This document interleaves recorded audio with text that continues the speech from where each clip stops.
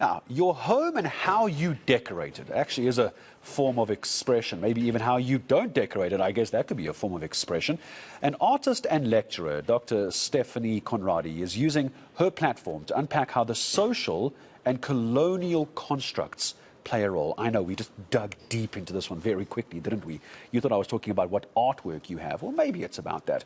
Through the use of domestic material, she's able to investigate the formations of identity. Now, let's just try and unpack some of these very complicated constructs with her. And Stephané, good morning, and I appreciate the time. The most obvious question to me has to be, why are you doing this?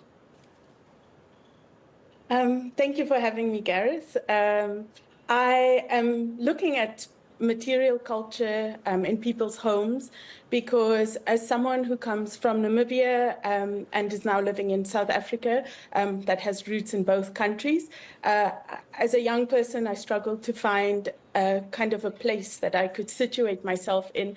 And so I often found that it was through the materials or the objects that we had in our homes and the stories that were attached to these objects that I could better situate myself in a South African context, looking at the different kinds of histories embedded in the objects.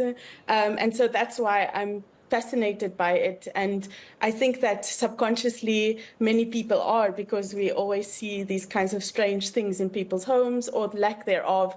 And all of those kinds of aspects give me a little bit of an insight into how people want to position themselves, and their homes and their identities. Okay, I'm going to put you on the spot then. If you look over your left shoulder behind you, I'm putting you on the spot.